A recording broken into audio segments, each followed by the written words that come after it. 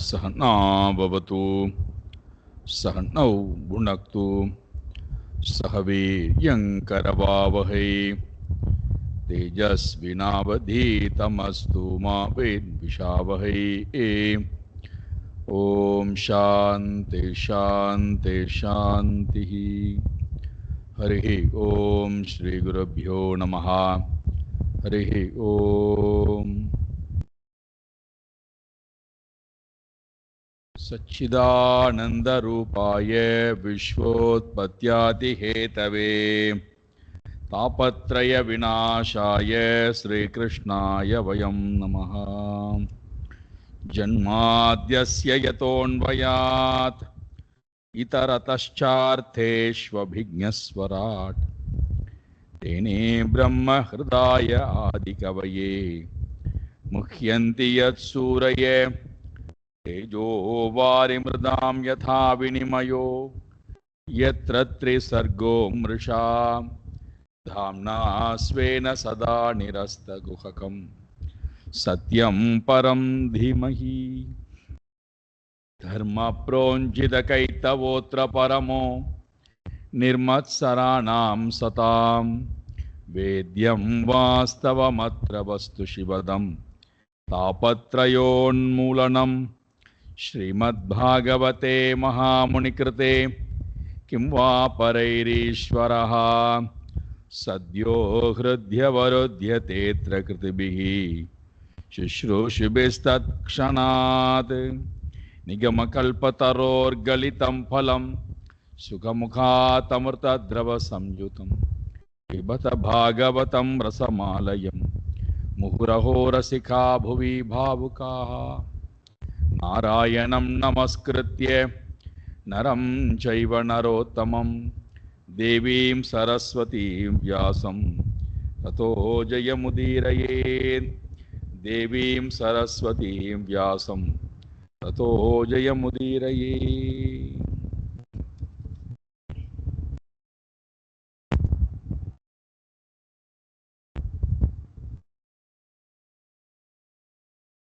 பிரம்மாஜிக்கு பகவானுடைய வைபவமானது விபூதியானது பார்க்கப்பட வேண்டும். என்ன செய்வது? தான் சிருஷ்டி செய்த அத்தனையும் மறைத்து வைத்துக் கொள்கின்றாராம். பகவான் என்ன செய்கிறார் என்று பார்க்கலாம். இதன் மூலமாக பகவானுடைய வினோதமானது என்னால் பார்க்கப்படும்.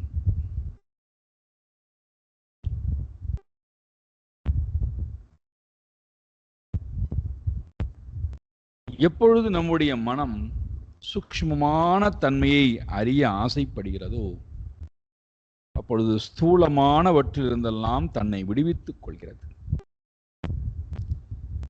அது இப்படி சொல்ல வேண்டும் என்று சொன்னால், உயர்ந்ததை நாட விருப்பம் உள்ளவனுக்கு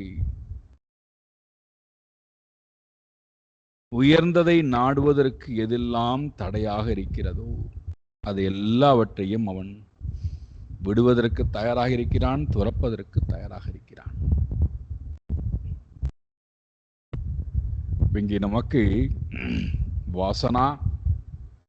வாசனாவுடன் கூடிய அகங்காரம்தான் தடை என்றால், அது நமக்குள்ளே இருக்கின்ற அந்த பிரம்ம தத்துவத்தை அறிய விடாமல் செய்கிறது. அப்போ அதை நாம் பார்த்தே ஆகணும் அப்படின்னு விருப்பப்படக்கூடியவர்களுக்கு நாம ரூப பிரபஞ்சமானது தூக்கி எறியப்படுகிறது மனதால், அல்லது உள்முகமாக அதை இழுத்துக் கொள்கின்றான். தன்னுடைய முழு கவனத்தையும் உயர்ந்த தத்துவத்திடத்திலே அதை பார்ப்பதற்காகவே பகவான் பார்க்கிறார். இதெல்லாம் பிரம்மாஜியினுடைய வேலைதான் போலிருக்கிறது. சரி, எல்லோருக்கும் சந்தோஷத்தை கொடுப்போம்.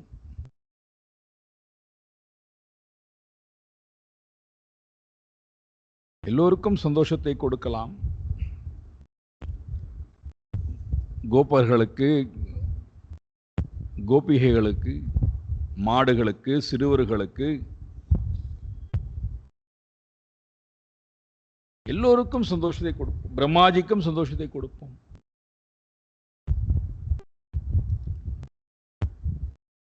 இந்த எண்ணம் கொண்டவராய்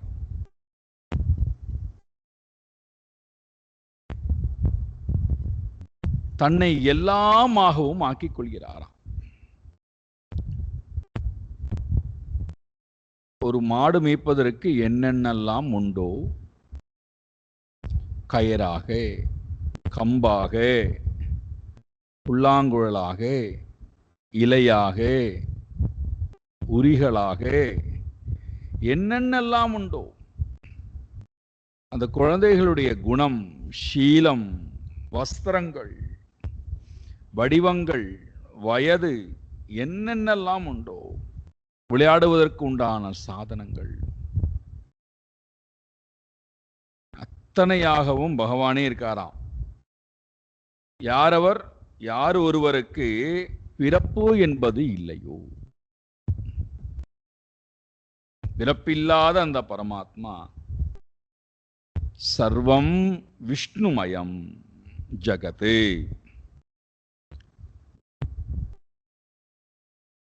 எங்கும் விஷ்ணுமயமாகவே இருக்கக்கூடிய காட்சி காணப்படுகிறது. இப்ப பிரம்மாஜி என்ன பண்றார், எல்லா வஸ்துக்களையும் மறைத்து கொண்டவர். பகவான் என்னதான் பண்றார்னு பார்க்கும்போது இவர் அத்தனையாகவும் ஆகிட்டாராம். சர்வம் விஷ்ணுமயம் ஜகத், இதுதான் அவருக்கு வேணும். பரமாத்மாவுடைய சொரூபம், உண்மையான சொரூபம் என்ன என்பதை பார்க்க வேண்டும். அதை பார்க்க விடாமல் செய்வதுதான் இந்த அகங்காரம், இந்த மனது. இப்ப அதை உண்மையாக என்னென்ன தன்மையுடன் பகவான் இருக்கார், எப்படி இருக்கார்.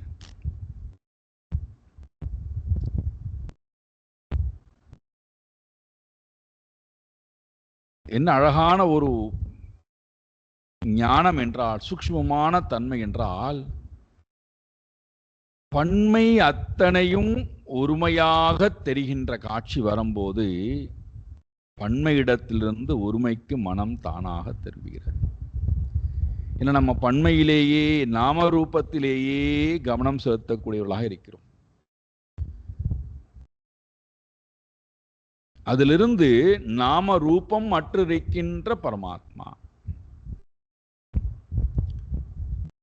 அவரிடத்திலே மனம் போகணும், அந்த ஒருமைப்பாட்டை மனம் அடையணும்னா நாம ரூபம் அத்தனையும் பரமாத்மா தான்.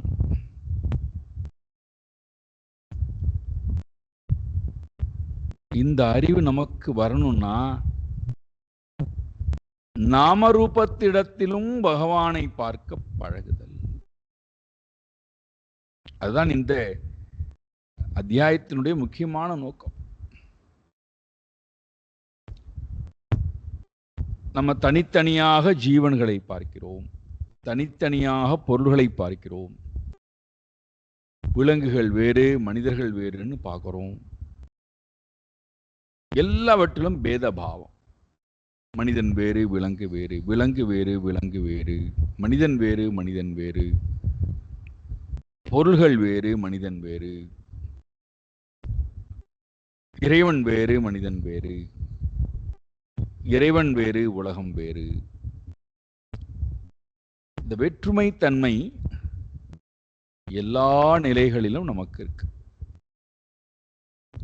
இருந்து போட்டுமே, அதனால உங்களுக்கு என்ன இப்போ கஷ்டம் அப்படின்னு கேட்குறீங்களா? பின்னாடி பார்க்க போறோம். இந்த வேற்றுமை இருப்பதனால என்ன நிலையை நாம் அடைகின்றோம், என்ன கதியை நாம் அடைகின்றோம்.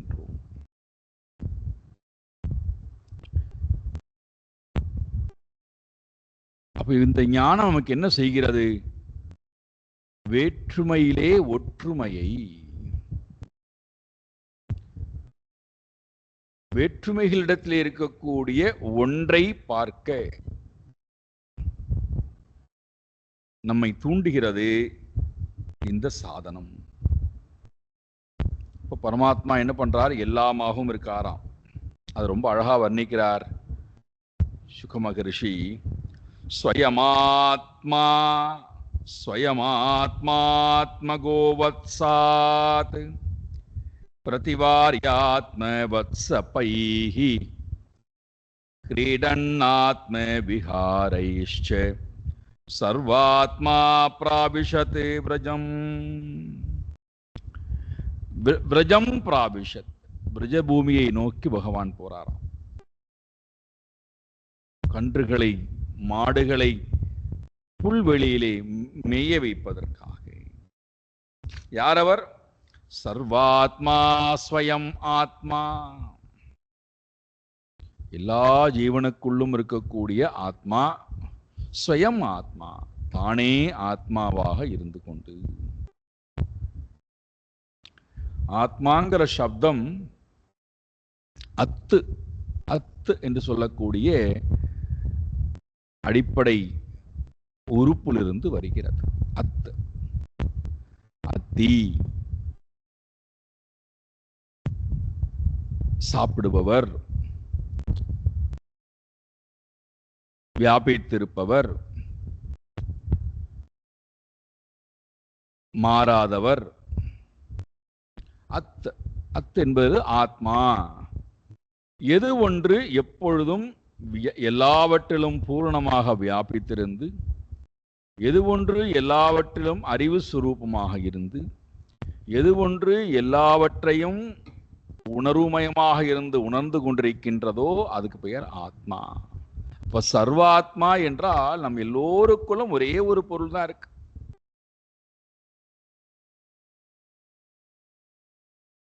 ஸ்வயம் ஆத்மா, தானே ஆத்மாவாக இருந்து கொண்டு. அப்ப எல்லாவற்றுக்கும் இவர்தான் ஆத்மாவாக இருக்கிறார். தானே எப்படி இருக்காராம்? ஆத்மகோ வத்ச,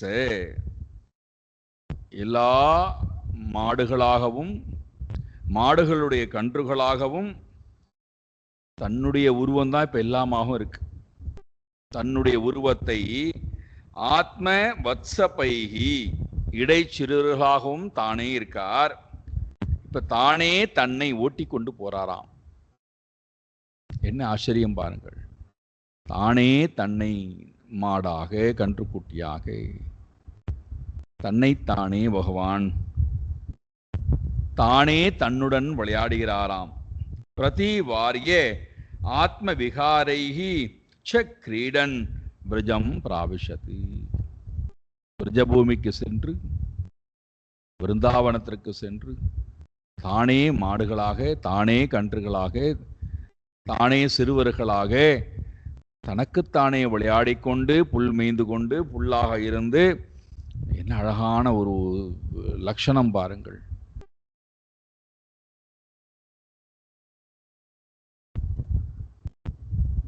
தன்னை தவிர இரண்டாவது ஒரு பொருள் இல்லை. ஆனால் நம்முடைய அனுபவத்திலே அதை நம்மால் உணர முடியவில்லை. இதை நமக்கு உணரும்பதற்காக இந்த இடத்துல காட்டுறார் பிரம்மாஜியின் மூலமாக. தானே கன்றாக இருந்து தன்னைத்தானே மாடுகளோடு இணைத்து வைத்து பால் குடிப்பது என்ன, புல் சாப்பிடுவது என்ன, அந்த கன்றுகளையும் மாடுகளையும் கொண்டு போய் நதியிலே ஸ்நானமாட வைப்பது என்ன, நதியாக இருப்பது என்ன, தண்ணீர் குடிக்க வைப்பது என்ன, இதெல்லாம் முடிந்து சாயங்கால நேரத்திலே இவரே விருந்தாவனத்திலே எல்லா வீடுகளுக்கும் கொண்டு போய் மாடுகளை கட்டுவது என்ன, தன்னைத்தானே கட்டி கொள்வது என்ன, எல்லா காட்சிகளும் அரங்கேறுகிறது.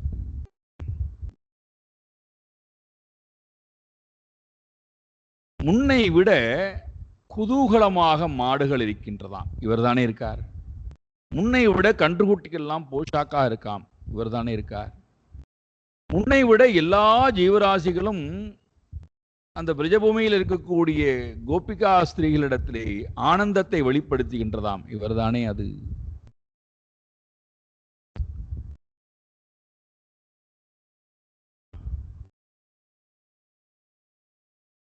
ரமண மகர்ஷி இதை எவ்வளவு அழகா உணர்ந்து சொல்றார் பாருங்கள். தானா இருத்தலே தன்னை அறிதலால் தான் இரண்டு அற்றதால் உந்தி பெற.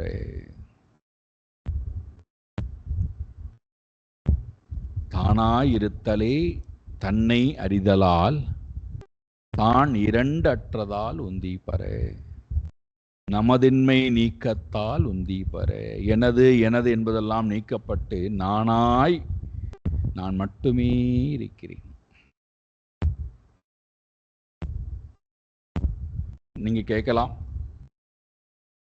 நான் மட்டும் இருந்து இப்ப என்ன பண்ண போறேன்? ஏன்னா இதுதான் எல்லா வீடுகளிலும் இருக்கக்கூடிய ஒரு கேள்வி. எல்லோரும் கேட்கிறேன், நான் மட்டும் என்ன பண்ண.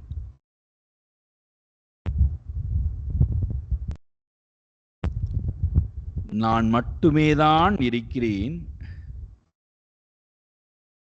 நான் மட்டுமே தான் இருப்பேன், நான் மட்டுமே தான் இருந்தேன். இதுதானே கீதையினுடைய வாச்சகம்.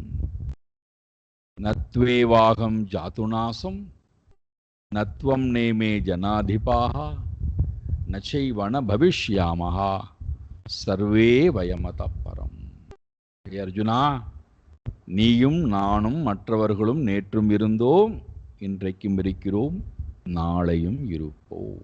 நமக்கு அழிவு என்பது இல்லை.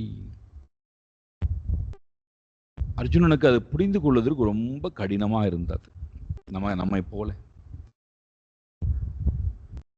அப்போ நிறைய கேள்வியெல்லாம் கேட்கலாம்.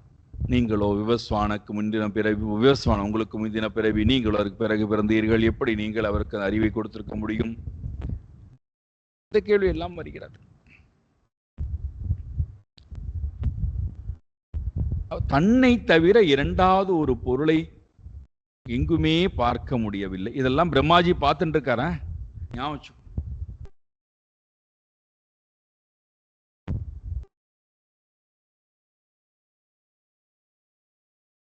இந்த காரியங்களானது ஒரு வருட காலம் தொடர்ந்து நடக்கிறது. பிரம்மாஜி எல்லா வஸ்துக்களையும் தன்பால் மறைத்து வைத்துக் கொண்டவர்.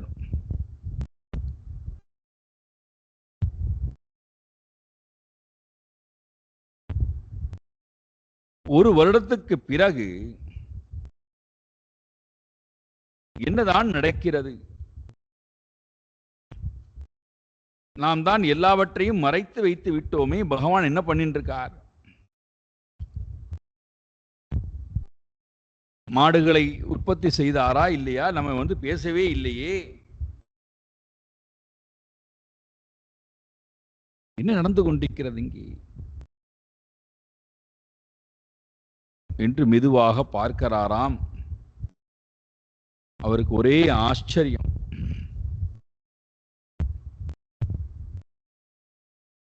தான் மறைத்து வைத்த கன்றுகள், தான் மறைத்து வைத்திருக்கக்கூடிய மாடுகள், எல்லா பொருள்களும் குழந்தைகளும் இங்கே இருக்க, நான் பார்க்கக்கூடிய பொருள் அத்தனையும் யாரப்போ இங்கிருந்து வந்தார்கள் இவர்கள்?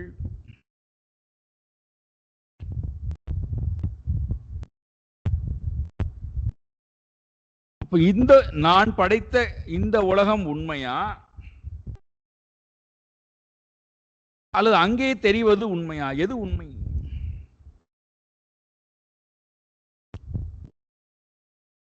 இதை பார்த்து விட்டவருக்கு ஏவம் சம்மோகயன் விஷ்ணு விமோகம் விஸ்வமோகனம் ஸ்வயைவ மாயையா ஜோபி ஸ்வயமேவ விமோகிதா ஸ்வயமேவ விமோகிதா. பகவானை மோகமடைய வைக்கலாம் என்று நினைத்தவர் தானே மோகம் அடைந்து போறாராம்.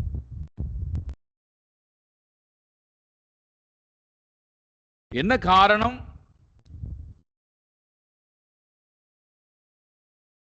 தான் மறைத்து வைத்திருக்கக்கூடிய பொருள் இங்கே இருக்கிறது. ஆனால் இதே போன்றதொரு உலகத்தை நான் வெளியிலே பார்க்கிறேனே, அப்ப இது உண்மையா அல்லது நான் மறைத்து வைத்திருக்கக்கூடிய பொருள் உண்மையா? எது உண்மை?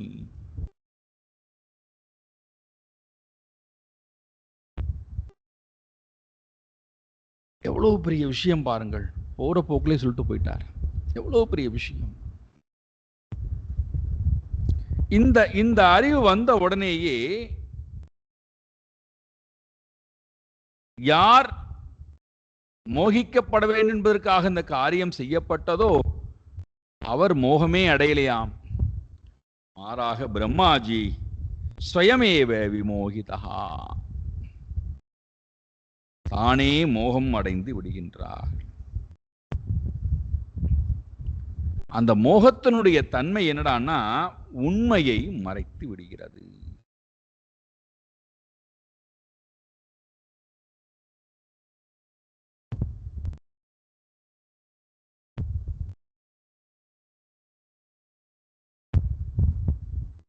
அந்த மாயாவினுடைய தன்மை இருக்கிறதே, அது உண்மையை மறைத்து உண்மை அல்லாத ஒன்றை, உண்மை அல்லாத ஒரு உலகத்தை இருப்பதை போல காமித்து கொடுக்கிறது. இதை நான் இங்கே பார்க்கிறேன். இப்ப இவர் பார்த்து கொண்டே இருக்கும் நேரத்திலேயே கன்றுகள், மாடுகள், சிறுவர்கள் அத்தனை பேரும் காணாமல் போகிறார்கள். தனக்குத்தானே தன்னிடத்திலே உள்வாங்கிக் கொள்கின்றார் பகவான்.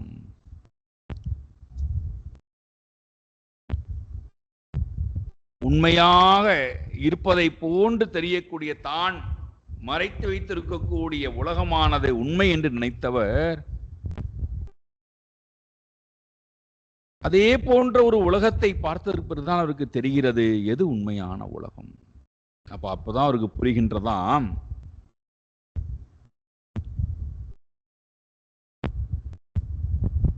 இறைவனை தவிர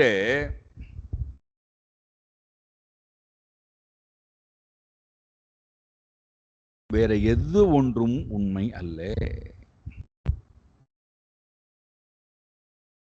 இந்த ஞானம் அவர்கிட்ட வந்ததுனால பிரம்மாஜி என்ன ஆயிட்டாராம், ததோதி குதுகோத் விருத்தஹ ஸ்திமிதைகாதசேந்திரியஹ தத்தாம்னா பூதஜஸ்தூஷ்ணி பூர்தேவ்யந்தீவ புத்ரிகா.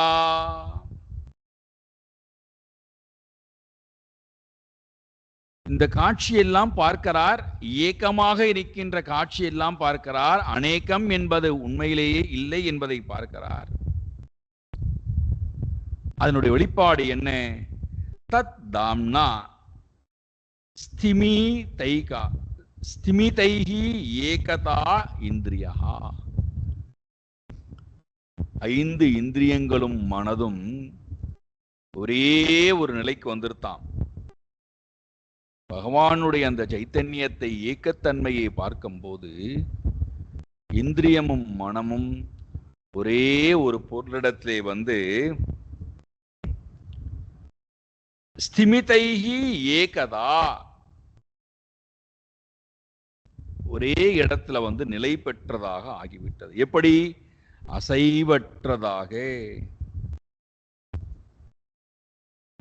சமாதி நிலைக்கு போயிட்டாராம்.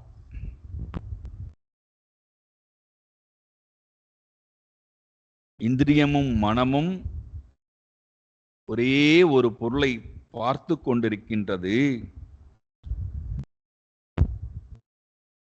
அதை தவிர வேற ஒன்று இல்லாத காரணத்தினாலே சமாதி நிலைக்கு போனவர்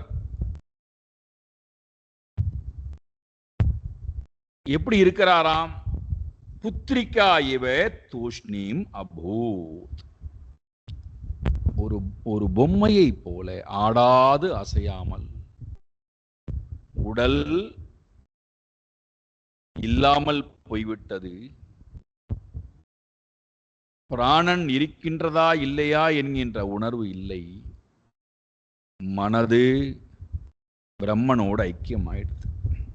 ஒரு பொம்மையை போல தூஷ்ணீம் ஆசீத், மௌனமாக ஆகிவிட்டாராம். இதுதான் அவருக்கு வேணும். மனம் முழுமையாக பிரம்மனுடன் ஒன்றி போய் பிரம்மஸ்வரூபமாகவே ஆகிவிட்டது.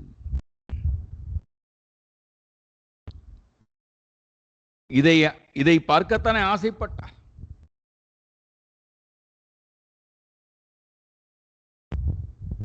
அப்போ பன்மை இடத்திலிருந்து மனமானது முழுமையாக விடுபட்டு ஏக்கமாக இருக்கக்கூடிய பிரம்மனுடன் ஒன்று கலந்து விடுகின்றது.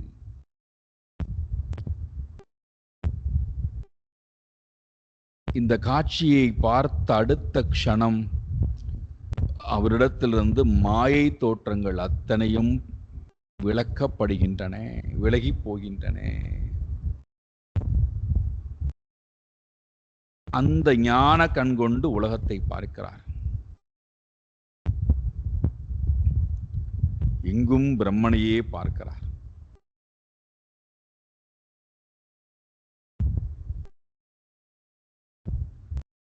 அப்போ அவருக்கு தெரிகிறது, இறைவன் இருக்கக்கூடிய இடம், இறைவன் வசிக்கக்கூடிய இடம், இறைவனை தவிர வேறொன்று இல்லாத இடத்திலே என்ன பேத திருஷ்டி இருக்க முடியும்? எங்கே இருக்க முடியும்?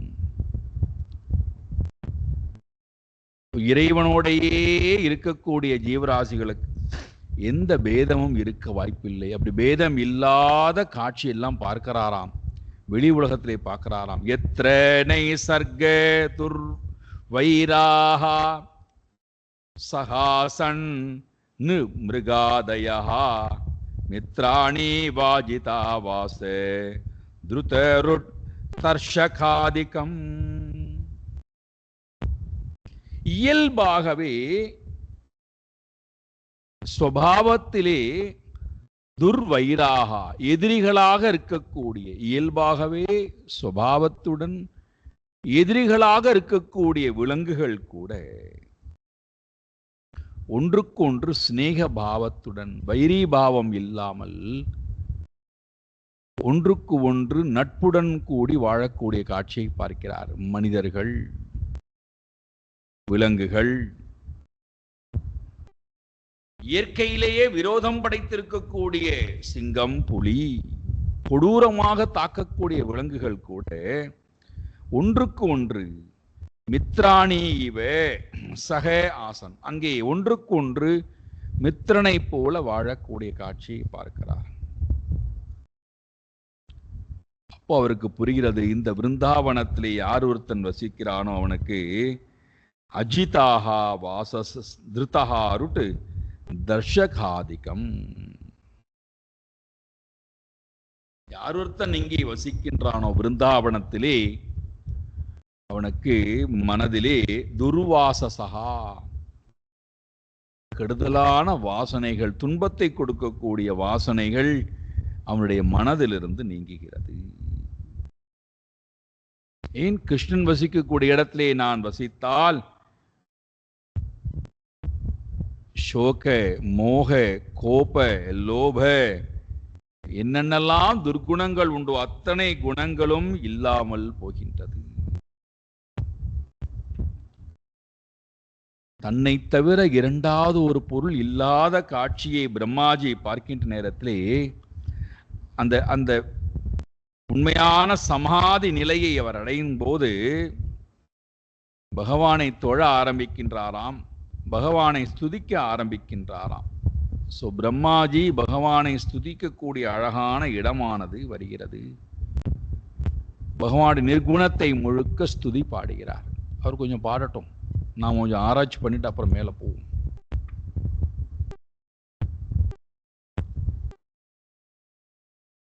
ஏன்னா இந்த இடத்துல ரொம்ப உயர்ந்த தத்துவத்தை நமக்காக பேசியிருக்கார். இருப்பது ஒரு பொருள், ஆனால் அது நமக்கு கண்ணுக்கு நம்முடைய அனுபவத்திற்கு வருவதே இல்லை.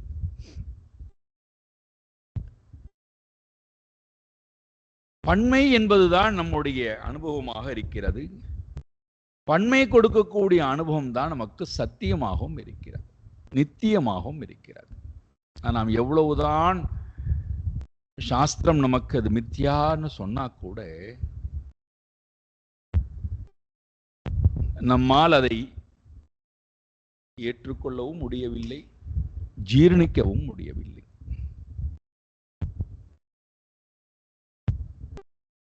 என்ன காரணம்?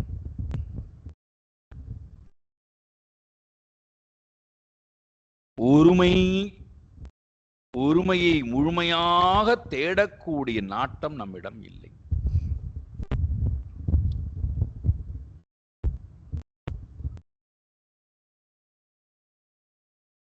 நிறைய கீழிருந்து நிறைய காரணங்கள் நம்ம சொல்லிக்கொண்டே போகலாம். ஆனால் அவன் நேரடியாக மேலே வந்துடுவோம். ஏன் எனக்கு பன்மையை விட்டு பன்மையை மித்யா என்று சொல்லிவிட்டு ஒருமைக்கு வர முடியவில்லை என்றால், ஒருமையிடத்திலே எனக்கு நாட்டம் இல்லை.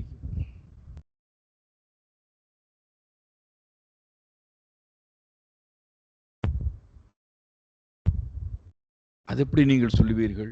உங்களுக்கு வேணா இல்லாமல் இருக்கலாம், எங்களுக்கெல்லாம் ஒருமைதான் நாட்டம். நாங்கள் ஒருமையை தேடித்தான் போகிறோம். ஒருமையை தேடி நாம் போனோமையானால்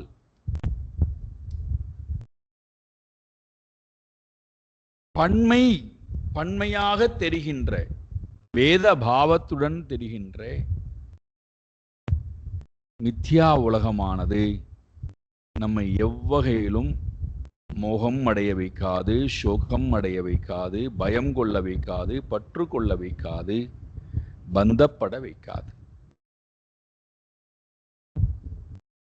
யோன கிருஷ்யதி ந துவேஷ்டி ந சோச்சதி ந காங்ஷதி சுபாசுப பரித்யாகி. இதெல்லாம் நம்ம திரும்ப திரும்ப பார்க்கிறோம். இதெல்லாம் பன்மை இருக்கும்போது இருக்கக்கூடிய அனுபவங்கள். அப்போ அது சத்தியமா எனக்கு இருக்குன்னா, நான் அது கொடுக்கக்கூடிய ஒவ்வொரு அனுபவத்தையும் நான் உணர்கிறேன் அப்படின்னா, நான் இன்னும் பன்மையை சத்தியம்னு நினைக்கிறதுனால. அப்போ நான் இன்னும் ஒருமை இடத்திலே, உண்மை இடத்திலே நாட்டம் இல்லாதவனாய் நான் இருக்கிறேன். உண்மையை நோக்கி என்னுடைய பிரயாணம் அந்த அளவுக்கு வீரியமாக இல்லை.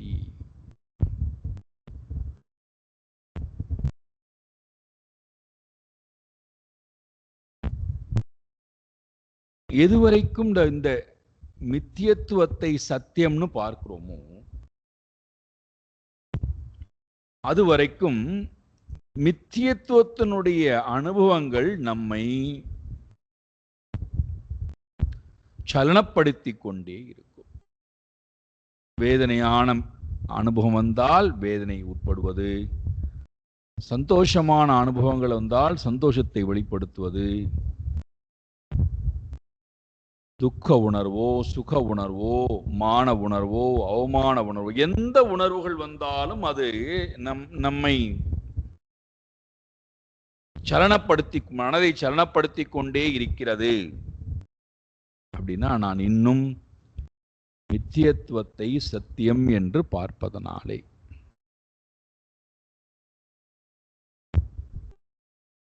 அப்ப நான் என்ன பண்ணணும் இந்த இடத்துல? பிரம்மாஜியை போல நான் என்னுடைய மனதிலே ஒரு உலகத்தை உற்பத்தி செய்து வைத்திருக்கிறேன் அல்லவா?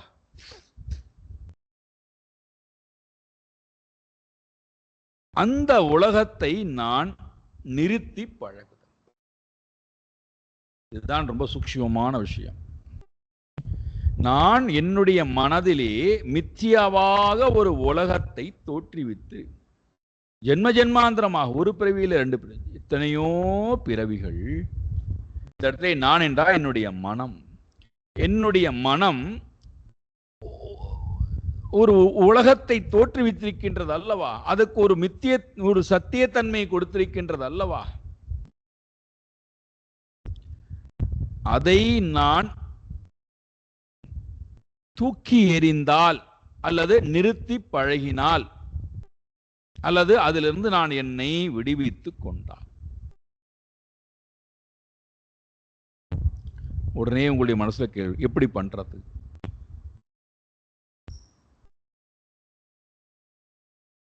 முதல்ல நாம நம்முடைய மனதுல ஒரு மித்தியாவான ஒரு உலகத்தை தோற்றுவித்திருக்கின்றோம் என்பதே நமக்கு முதல்ல தெரியணும். நாம அதை சத்தியம்னு நினைச்சுட்டு இருக்கோம். நாம தோற்றுவித்திருக்கின்ற உலகம் சத்தியம். அப்ப இந்த உலகமும் சத்தியம். அப்ப 2 சத்தியமானது நம்மளை உண்மையான சத்தியத்திடத்திலே போக விடுவதே இல்லை. அதனால நம்ம இந்த உலகத்திலே மோகித்து கிடைக்கின்றோம், என்னுடைய மித்யா உலகத்திடத்திலும் மோகித்து கிடைக்கின்றோம். சத்தியத்தை நோக்கி நான் வர விருப்பப்படவே இல்லை.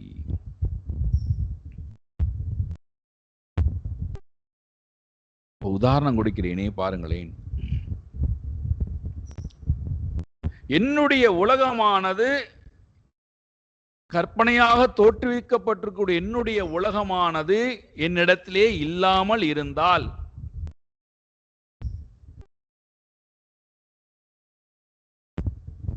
மித்தியாவாக இருக்கக்கூடிய என்னுடைய மனம் தோற்றுவித்திருக்கக்கூடிய உலகம் என்னிடத்திலே இல்லை என்றால் மித்தியாவாக இருக்கக்கூடிய வெளி உலகமும் என்னை காயப்படுத்தாது, என்னை மோகம் அடைய வைக்காது.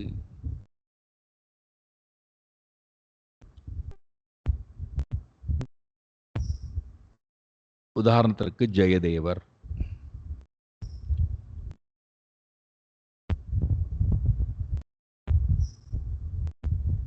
நிறைய செல்வங்களை எல்லாம் தங்கம், வைரம், வைடூரியங்கள் என்று எல்லாவற்றையும் ஒரு மூட்டை கட்டி பொற்கிழியாக கொடுத்து பத்திரமாக வீட்டிலே கொண்டு விட்டு வா என்று சொல்ல ரதம் ஓடுகிறது. இதெல்லாம் அந்த செய்தியெல்லாம் உங்களுக்கு தெரியும். இப்போ அவர் தன் பக்கத்துல ஒரு விலை மதிப்பிட முடியாத செல்வம் இருக்கு. அதை பற்றி அவருக்கு கொஞ்சம் கூட எண்ணமே இல்லையா? ஒருவேளை அதுல ஒரு சின்ன எண்ணம் இருந்துன்னு வச்சுப்போமே, இது ராஜா எனக்காக கொடுத்த பொற்கிளி, அப்போ இந்த பொற்கிளியானது பத்திரமாக பாதுகாக்கப்பட்டு என்னுடைய மனைவியிடத்திலே கொண்டு சேர்க்கப்பட வேண்டும், யாரும் இந்த பொருளை அபகரித்து விடக்கூடாது, இந்த பொருள் தான் சத்தியம், இது தான் என்னுடைய வீட்டு வாழ்க்கை நிறைவடையும், இதை நான் கொண்டு போய் என் மனைவிடத்திலே கொடுக்கவில்லை. இந்த கற்பனை எல்லாம் நம்ம பண்ற கற்பனை எல்லாம் அவருக்கு வந்திருக்க வேண்டும் அல்லவா? அதனால் அவருடைய மனம் எவ்வளவு பதற்றம் அடைந்து அந்த பொருளை பாதுகாப்பதிலேயே கவனத்தை செலுத்தி பரமாத்மாவை மறந்திருக்க வேண்டும் அல்லவா? தன் பக்கத்திலே விலை மதிப்பிட முடியாத பொருள் எல்லாம் இருக்கு, ஆனா அவர் விலை மதிப்பிட முடியாத இறைவனோட இருக்கார். என்ன அழகு பாருங்கள். அப்ப அவருடைய மனதுல மித்தியாவாக கல்பிதம் செய்த உலகம் இல்லை. நாம மித்தியாவாக கல்பிதம் செய்த உலகம் நம்முடைய மனதுல இருக்கிறதுனால நாம் என்ன பண்ணிருக்கோம், ஒவ்வொன்றுத்துக்கும் ஒரு விலை போட்டு வச்சிருக்கோம் நம்முடைய மனதுல. அந்த விலை கொண்டு அந்த பொருளை பார்க்கிறோம்.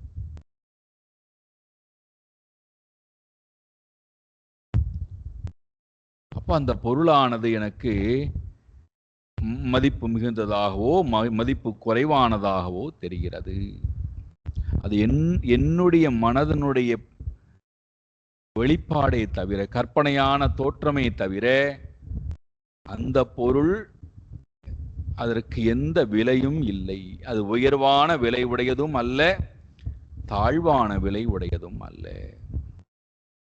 உங்களுக்கு ரொம்ப நீங்க அறிவுபூர்வமாலாம் சிந்திக்க வேண்டாம், சாதாரணமா சிந்தியுங்கள்.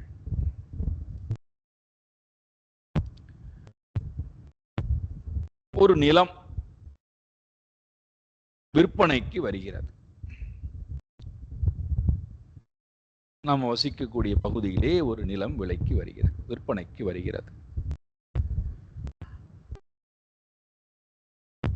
இப்போ அந்த பொருளை நாம் வாங்கலாம் அப்படின்னு முடிவு பண்றோம், அந்த இடத்தை வாங்கலாம் முடிவு பண்றோம். ஒரு உதாரணம் வைத்துக் கொள்ளுங்களேன், ஒரு 2 ஏக்கர் நிலம் விலைக்கு வருகிறது, விற்பனைக்கு வருகிறது, வாங்கலாம்னு முடிவு பண்றோம். இப்ப அந்த நிலம் இப்பொழுது யாரிடம் இருக்கிறதோ அவரிடத்துல நான் வாங்க போகிறேன். இப்ப நான் வாங்கணும்னு முடிவு பண்ணிட்டேன்னா என்ன பண்ணுவேன், அவரிடத்திலே அவர் வைத்திருக்கக்கூடிய அந்த தஸ்தாவேஜிகளை எல்லாம் கேட்டு வாங்கி, இது உண்மையான வாங்கக்கூடிய அருகதை படைத்த நிலம்தானா, இவரிடத்திலிருந்து வாங்கலாமா, இதுல ஏதாவது வில்லங்கம் இருக்கின்றதா அப்படின்னு நான் அதை போய் உறுதிப்படுத்துவதற்கு உண்டான இடத்திலே போய் அவரிடத்துல கேட்கிறேன், இந்த பொருள் நியாயமான பொருள் தானா, நிலம் நியாயமா நிலம் தானா, வாங்கலாமா, இது பின்னாடி ஏதாவது கஷ்டங்கள் வருமா, அவர் உடனே என்ன பண்றார், ஒரு 50 வருடத்துக்கு இந்த நிலம் 50 வருட காலங்கள் எப்படி இருந்தது என்பதை நமக்கு கண்மடை கொண்டு வந்து காட்டுறார். இப்ப பாருங்கள், நாம் வாங்க போகின்ற இந்த பொருள் நேற்றும் இருந்தது, இன்றைக்கும் இருக்கிறது, நாளைக்கும் இருக்கும். அது எப்படி தெரியும்லான்னா, நீங்க அந்த 50 வருட கால அந்த பத்திர பதிவிலே நீங்க பார்த்தீங்கன்னா, இன்னாரிடத்திலிருந்து இன்னார் வாங்கினார், இன்னாரிடத்திலிருந்து இன்னார் இந்த பொருளை விற்றார், இன்னாருக்கு சொந்தமானது இந்த பொருள். அப்போ ஒரு பொருள் அது பொருளாகவே தான் இருக்கு. இறைவனால் படைக்கப்பட்ட பொருள் அந்த பொருளாகும். அவருடைய பொருள் அவருடைய தான் இருக்கு. நடுவுல நாம என்ன பண்ணிக்கிறோம், உள்ள புகுந்து என்னுடைய பொருள், என்னுடைய வீடு, என்னுடைய நிலம். இப்போ என்னுடைய நிலம் என்ன எடுத்து, நேற்றைக்கு ஒருத்தட்ட இருந்தது, ஒரு குப்புசுவாமிகிட்ட ஒரு ராமசுவாமிகிட்ட இருந்தது. அதுக்கு முன்னாடி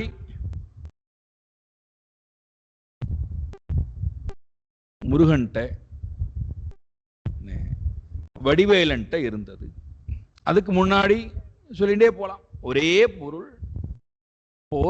அந்த பொருள் என்னுடையதுன்னு எப்பொழுது வருகிறது, எப்பொழுது அந்த பொருளை என்னுடையதாக பாவித்து நான் மனக்கலக்கம் அடைகின்றேன், எனக்குள்ளே ஒரு கற்பனையான ஒரு எண்ணத்தை தோற்றுவித்து அந்த எண்ணமானது அந்த பொருளிடத்திலே ஏற்றி வைக்கப்படுகிறது. அந்த என்னிடத்திலே தோற்றுவித்த அந்த கற்பனை உலகத்தோடு நான் அந்த உலகத்தை பார்க்கும்போது அது எனக்கு இன்பத்தையோ துன்பத்தையோ மானத்தையோ அவமானத்தையோ பிரியத்தையோ அப்பிரியத்தையோ கொடுத்ததாக நான் நினைக்கிறேன். அது காரணம் அல்ல, எனக்குள்ளே தோற்றுவிக்கப்பட்ட கற்பனை உலகம் காரணம், மித்யா உலகம் காரணம்.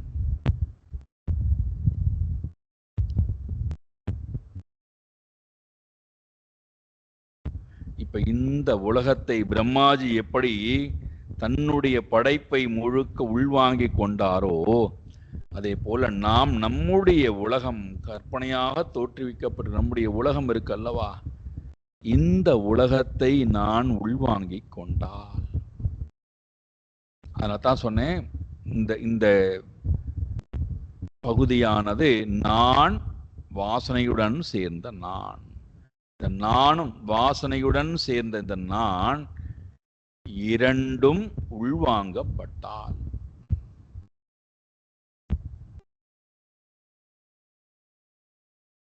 எப்போ உள்வாங்குவோம், எப்போ இந்த கற்பனை உலகத்தை நான் தூக்கி எறிவேன், எப்பொழுது இந்த கற்பனை உலகத்தை தூக்கி எறிவேன் என்ற எண்ணம் வரும், எப்பொழுது நித்தியத்தை பார்க்க வேண்டும் என்கின்ற விருப்பம் வருகிறதோ,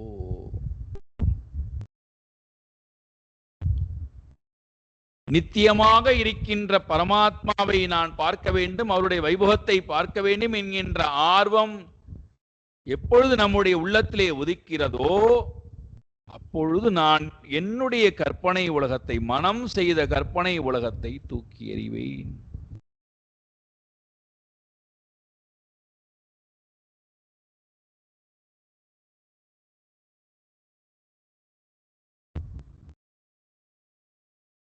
அதனால தான் இந்த இடத்துல நாம் தியானத்திலே செய்ய வேண்டியது இதுதான், பக்தியிலும் செய்ய வேண்டியது இதுதான். நம்முடைய கற்பனை உலகத்திடத்திலிருந்து நான் வெளியேறுதல்.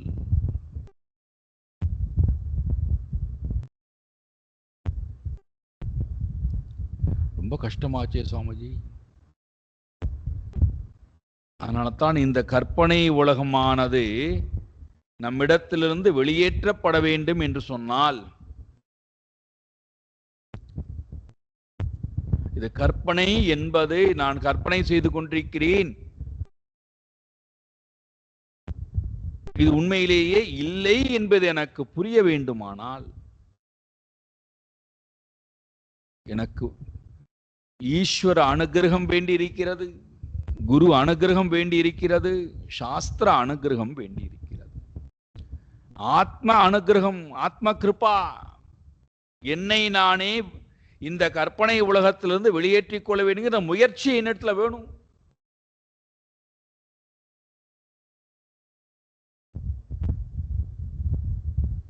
இல்லைன்னா என்ன பண்ணுவோம்? என்னுடைய கற்பனையான உலகமே என்னை சாகடிக்கும், என்னை கொல்லும்.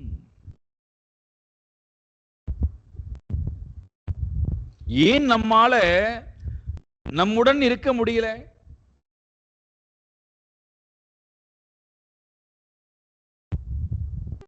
ரொம்ப யாராவது நம்மை கஷ்டப்படுத்துவதை போல நினைச்சா என்ன சொல்றோம்?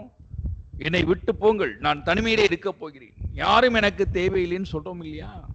இருந்துட்டு போவோம், தனிமையில இருக்கலாமே, எப்பொழுதுமே தனிமையில இருக்கலாமே, யாருமே தேவையில்லையே, ஏன் கூட்டம் கூட்டமா நாம வாழணும்னு நினைக்கிறோம்?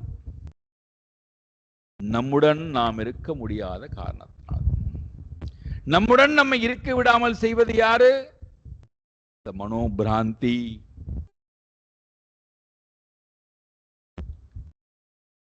நாம நினைச்சுக்கிறோம் பிராந்தி குடிச்சவன்லாம் கெட்டவன்.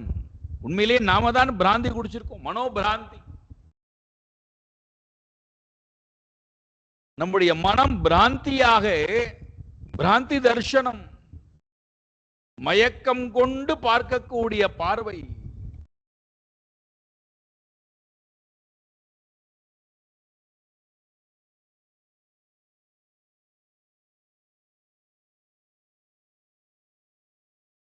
எப்பொழுது இந்த பிராந்தி தரிசனமானது பிரம்ம தரிசனத்துக்கு எங்க ஆரம்பிக்கின்றதோ அப்போ பிராந்தி தரிசனம் நீக்கப்பட்டு பிரம்ம தரிசனம் வரும்போது இந்திரியங்களும் மனதும் பொம்மையை போல சமாதி நிலையை அடைகிறது. அசைவற்ற நிலைக்கு போய்விடுகிறது. எது அசைத்தல்ங்கிற காரியத்தை செய்து கொண்டிருந்ததோ அந்த பிராந்தி மனசிலிருந்து போயாச்சு. எங்கும் ஒரே ஒரு பொருளை பார்க்கிறேன்.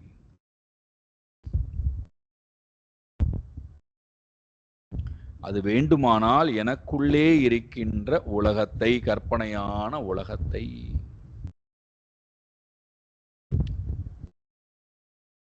தூக்கி எறிதல் ரொம்ப கஷ்டமே சுவாமிஜி. நீங்கள் ரொம்ப சுலபமா சொல்லிவிட்டீர்கள். எங்களுக்கு இந்த உலகம் எங்களுடைய உலகம் இல்லை என்று சொன்னால் அப்புறம் என்ன இருக்கு?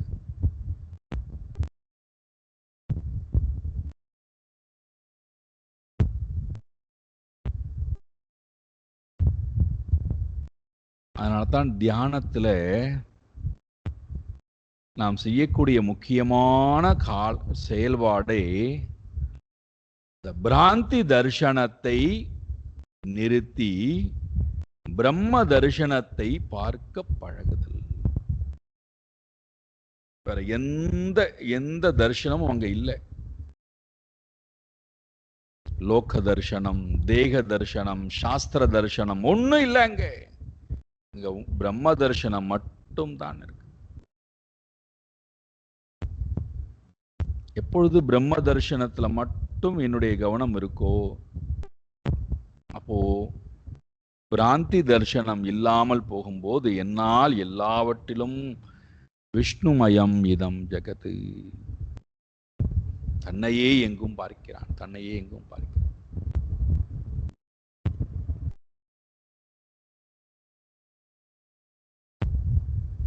அப்ப இங்க நமக்கு புரியும்படியாக ஒரு செயல் செய்யணும்னா இந்த 3 வாசனைகளிலிருந்தும் மெதுவாக நம்மை விடுவித்துக் கொள்ள பழகுதல்.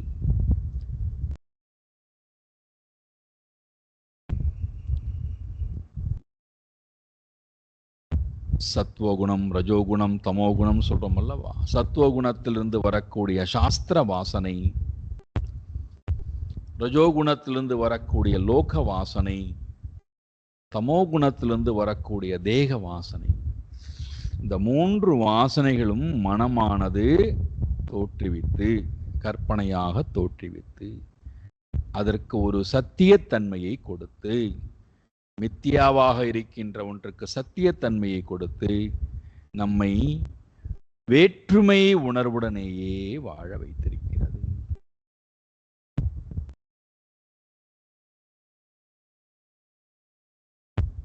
நம்மிடத்திலேயே நமக்கு வேற்றுமை உணர்வு.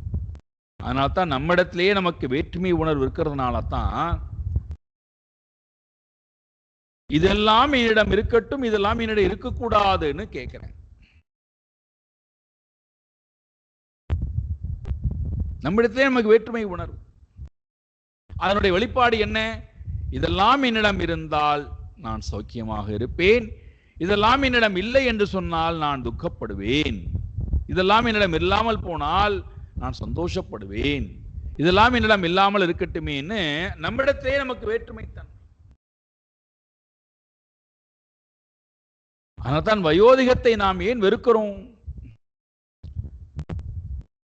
வயோதிகம் வந்து விட்டது அப்படின்னு யாராவது நம்மள சொன்னா உண்மைதானே, அது ஏற்றுக்கொள்ள வேண்டியதானே.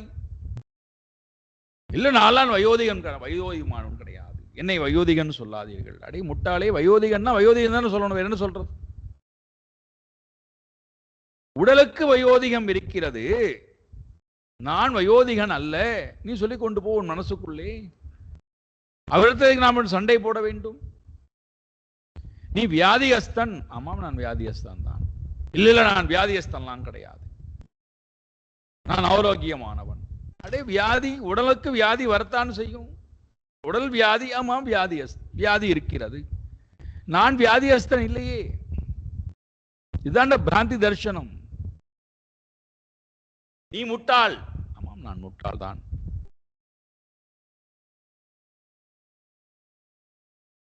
உண்மையை உணராத அத்தனை பேரும் முட்டாள்தான்.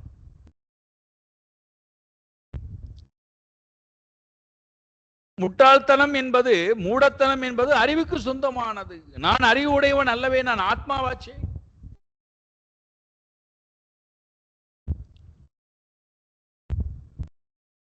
நம்மிடத்திலேயே நமக்கு பேதம்,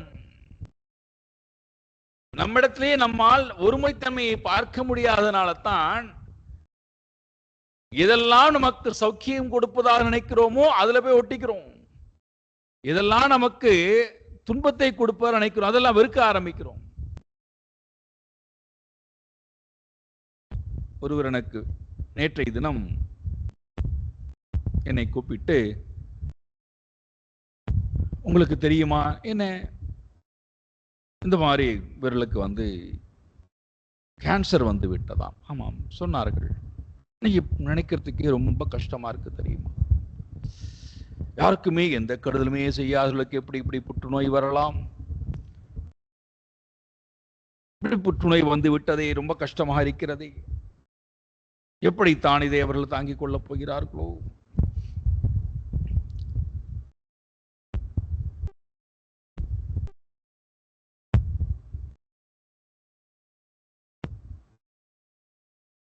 புற்றுநோய் வந்தா என்ன, உடம்பானது முடங்கி போனால் என்ன, உடம்பு முழுக்க வியாதிகள் வந்தால் என்ன, அதனுடைய தர்மம் அது. அஸ்தி ஜாயதே வர்ததே விபரிணமதே அபக்ஷீயதே வினஷ்யதி இது ஷட் விகாரவத் ஏதத் ஸ்தூல சரீரம். 6 விதமான மாற்றங்கள் உடையதானே இந்த சரீரம்.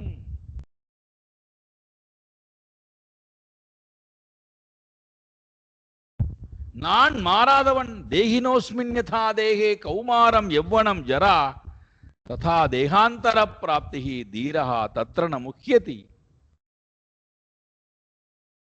அறிவுடையவன் மோகம் அடையறதே இல்லை, சோகம் அடையறதே இல்லை. எதை கண்டு? உண்மை தத்துவத்தை கண்டு. உண்மை அல்லாதை கண்டு அவன் வருந்துவதும் இல்லை, சந்தோஷப்படுவதும் இல்லை.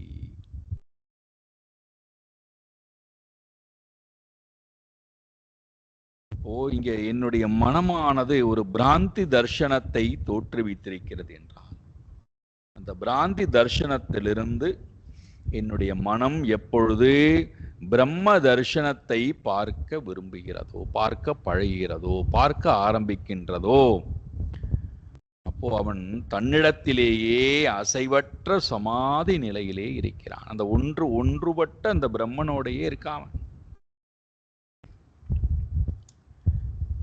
அப்பேற்பட்டவனுக்கு என்ன கிடையாது? மோக, சோக, கோப, லோப, பந்த எந்த ஒன்றும் அவனுக்கு இல்லை. ஒருவேளை இந்த ஞானத்தை நோக்கி, இந்த பன்மையிடத்திலிருந்து ஒருமையை நோக்கி ஒரு ஜீவன் வராது போனால் என்ன ஆகும்? பிரம்மாஜி சொல்றார், பகவானை ஸ்துதித்துக் கொண்டே வந்தவர், பரமாத்மாவோட வைபவத்தை எல்லாம் ஸ்துதித்துக் கொண்டே வந்தவர், யார் ஒருவன் இவ்வாறு பரமாத்மாவை நோக்கி போகாமல் இருக்கிறானோ அவன் என்ன ஆவான்? அவனுடைய கதி என்ன? தாவத் ராகாதயஸ்தேனாஹ தாவத் காராகிருஹம் கிருஹம் தாவன் மோகோங்கிரி நிகடோ யாவத் கிருஷ்ண நதே ஜனாஹ.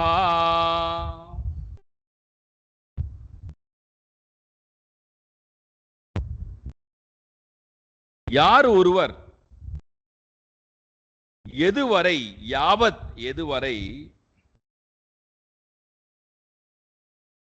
கிருஷ்ணஹா ஜனாஹா ந தாவத், எதுவரைக்கும் யார் ஒருவன் தங்களை சேர்ந்தவனாக இல்லாமல் இருக்கிறானோ, தங்களை அடைய வேண்டும் என்கின்ற விருப்பம் இல்லாதவனாய், அறிவு இல்லாதவனாய், முயற்சி இல்லாதவனாய், தங்களை நோக்கி யாரொருத்தன் வராமல் இருக்கின்றானோ, 99% மக்கள் அப்படி வச்சுப்போமே, யார் ஒருவருக்கு இறைவனை அடைய வேண்டும், இறைவனோடையே வாழ வேண்டும் என்கின்ற விருப்பம் இல்லையோ, அப்பேற்பட்டவர்களுக்கு எதுவரை அவ்வாறு அவர்கள் இருக்கிறார்களோ, தாவத் அதுவரை அவர்களுக்கு அவர்களை விட்டு போகாமல் ஒன்று இருக்குமா? என்னது?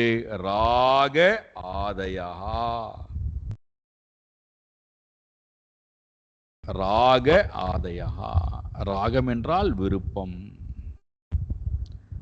ஆசை, அதிலிருந்து வரக்கூடிய என்னெல்லாம் உண்டோ எல்லாம் சேர்த்து. ஆதயா என்றால் முதலாள, ஆசைகள், விருப்பங்கள், காமங்கள், அதிலிருந்து வரக்கூடிய என்னென்னலாம் குணங்கள் உண்டோ அத்தனையும் அவனை விட்டு ஒரு காலமும் நீங்காது. சரி, அவனோட இவையெல்லாம் இருக்கிறதே, எப்படி இருக்குமாம்? ராக ஆதயா ஸ்தேனாகா, அவர்கள் திருடர்களாக மனதுக்குள்ளே அமர்ந்து கொண்டு இவனுடைய ஞான ரத்தனத்தை அபகரித்து கொண்டே போய்விடுகிறார்கள்.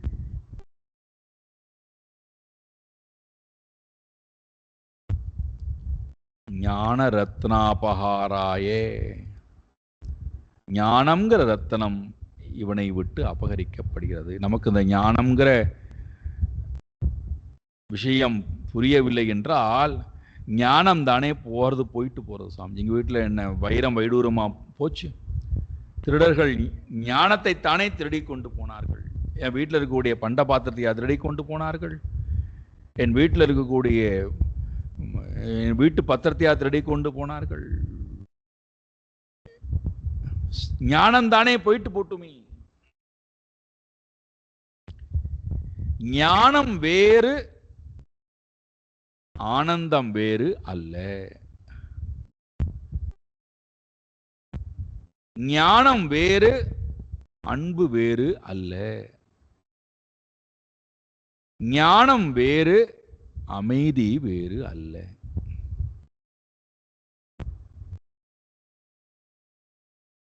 இது புரிஞ்சுதுன்னா ஞானம் வர வர அமைதி வரும், ஞானம் வர வர அன்பு வரும், ஞானம் வர வர ஆனந்தம் வரும்.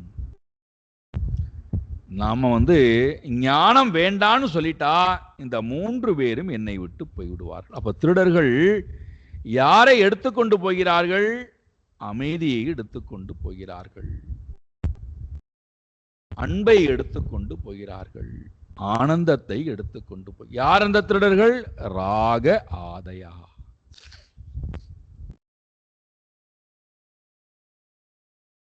இன்னும் நிறைய சொல்றார், சாயங்காலம் பார்ப்போம். ஓம் பூர்ணமதః பூர்ணமிதம் பூர்ணாத் பூர்ணமுதச்யதே பூர்ணஸ்ய பூர்ணமாதாய பூர்ணமேவாவசிஷ்யதே. ஓம் சாந்தி சாந்தி சாந்தி. ஹரி ஓம் ஸ்ரீ குருப்யோ நமः. ஹரி ஓம்.